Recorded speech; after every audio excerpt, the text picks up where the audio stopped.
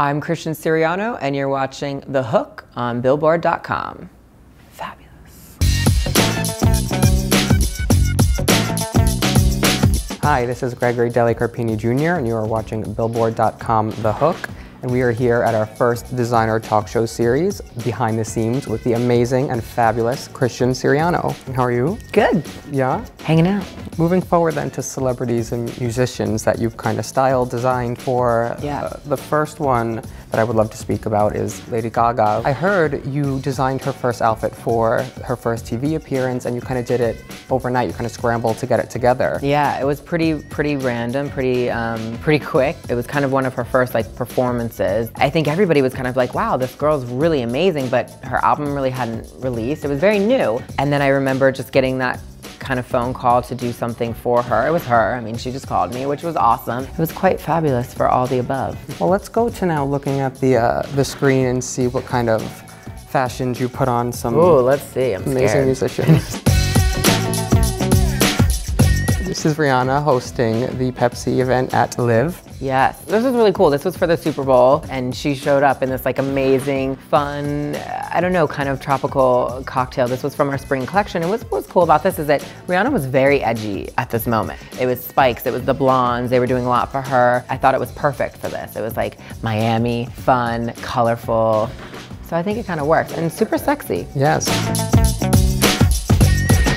So this is Natasha Bedingfield at the CMA Awards in Nashville wearing Fall 11 collection. I never would expect her to wear something like this, and then you see her in it and it's just absolutely flawless. She looks incredible. I have always been a fan of Natasha, and this was for the CMAs, which I thought was so random and cool. But when she performed, she was amazing, and I was like, how magical the skirt was and very different for her. And not everyone will love it, but that's what's great about it. It's fashion, it's supposed to be risk-taking, and I think she did a great job. We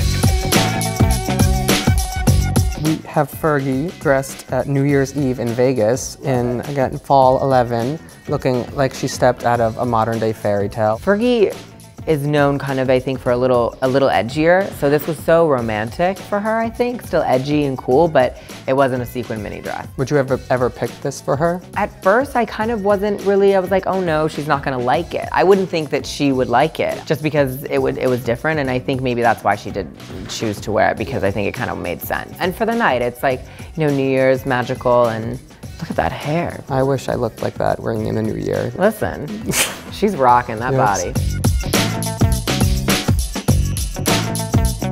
This is the ultimate, this is stunning. I remember when we met with the stylist, you know, they really wanted, the whole point was that the campaign was gonna be magical and this kind of fantasy. You can't get more ethereal, more fantasy than this dress. I mean, it was so amazing because I remember when they said, you know, this is gonna be the dress for her campaign, I kind of didn't really understand until it came out, and I was like, oh, all right, now, cut me a check. Obviously, Taylor could have anyone make her anything. So I think that's also really wonderful for me because I'm still, you know, a young brand. So for her to choose this, I think it was really special. That's fantastic. I would love to speak about designing costumes for Olan when she went to Webster Hall. What was that like? What was the creative process like? Oh my God, that was so fun. And I remember her showing me these images of this these weird white flower petal things, and I was like, well, honey, what are we doing with this? But it was so cool, it was so different, and her whole show is all about lights. A lot of the lighting is very important, so the white was really reflective with all these kind of cool black lights that she uses. Sia and Olan went on tour together, and I did Sia's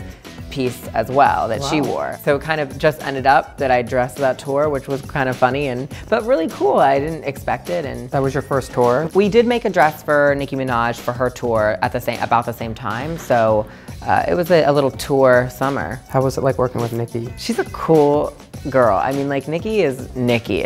She's like no one else. Fashion-wise, she takes the craziest, weirdest risks. It's like every girl's so different, but they all love this idea of make-believe and fantasy. When you get an order in from someone like Nicki Minaj, where do you start to think or start to pull inspiration from this person who could wear anything? In my mind, I wanted to do something crazy, but usually the girl has what she wants in mind a little bit, so that sometimes is hard, but I've sent Nicki other things that are so crazy that I'm like, who will ever wear this? But let's try, Nicki might. You know, actresses are very different. Musicians can wear, I think, it's almost like they get away with a little bit more. So sometimes actresses aren't as fun because you can't do a crazy, I don't know, lime green muumuu with cha-cha everywhere. Sounds stunning. Stunning. Nikki's next look. Thank you so much for stopping by. This was you. amazing, being our first designer guest. I love it. Behind the scenes. Always. Thank you so much.